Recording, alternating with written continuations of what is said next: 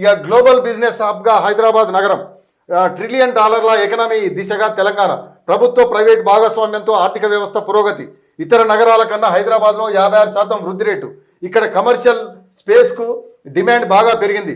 Citizen global capability centre ప్రారంభోత్సవంలో మంత్రి శ్రీధర్ బాబు అంటూ ఒక వార్తను మనం చూసుకుంటే, కళ్ళ ముందు కనిపిస్తున్న కబ్జా భాగోతం, ఇదిగో కబ్జాకు గురైన చెరువు, హైడ్రా చర్యలు కరువు, మియాపూర్లో కబ్జాకు గురైన రామసముద్రం కుంట హైడ్రా పరిధిలో లేదా, కబ్జాలకు పాల్పడుతున్నది ఒకటే కాదు, చాలా బీఆర్ఎస్ హయాంలో చెరువులను డెవలప్ చేసే పేరుతో వాళ్ళ కట్టబెట్టి చేసినది, అందులో కూడా ఇదే మనం ఇన్సెట్ చేసేసేసి ఇగో ఇది సిఎస్ఆర్ పేరుతో అది చెరువు చూశాడు, ఈ మొత్తం కబ్జా పెట్టేసింది చెప్పేసి చూడు.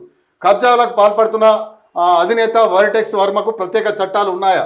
బడా నిర్మాణ సంస్థలు కబ్జాలు చేస్తే హైడ్రా పరిధిలోకి రావా? ఉప ముఖ్యమంత్రి బట్టి విక్రమార్క మాట అంటే విలువలేదా? ఈ పాపంలో భాగస్వాములైన ఏఈ పావని, డిఈ నళిని, ఈ నారాయణలకు ముట్టిన ముడుపులెంత? అండగా ఉన్న సంబంధిత ఇరిగేషన్ అధికారులను ఎందుకు సస్పెండ్ చేయలేకపోయారు? ఏసీబీ, విజిలెన్స్ అధికారులు స్పందించాలి, ఇరిగేషన్ శాఖపై దృష్టి సారించాలి. ఎలుగెత్తి డిమాండ్ చేస్తున్న పలువురు సామాజికవేత్తలు చెరువుకు హద్దులు ఏర్పాటు చేసి కబ్జాకు గురైన చెరువు ప్రాంతాన్ని స్వాధీనపరచుకోవాలంటూ. ఇది ఆ గత హయాంలోనే జరిగినాయి, ఇవన్నీ అవి జరిగినాయి.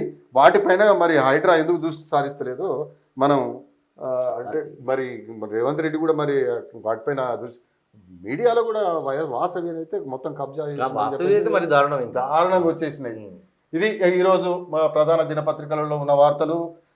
తర్వాత అంటే ఏదైతే మనము ఉస్మానియా పోలీస్ స్టేషన్ దానిపైన మనం మాట్లాడుకున్నామో, ఖచ్చితంగా పోలీసులు కూడా దాన్ని అర్థం చేసుకొని ఆ అమ్మాయికి న్యాయం కల్పిస్తారని చెప్పేసి, ఆ అమ్మాయికి సపోర్ట్ చేసే వాళ్ళపైన వేధింపులు కూడా మానుకోవాలని చెప్పేసి కూడా మనం విజ్ఞప్తి చేస్తున్నాం. అన్న థ్యాంక్ యూ అన్న, థ్యాంక్ యూ అన్న. అనం చిన్నకు థ్యాంక్ యూ చెప్తూ ఇది ప్రధానంగా ఈరోజు ప్రధాన దినపత్రికల్లో వచ్చిన వార్తలు. రేపు ఇదే సమయానికి మళ్ళీ ప్రధాన దినపత్రికలతోటి మళ్ళీ కలుద్దాం. అంతవరకు సెలవు, నమస్తే.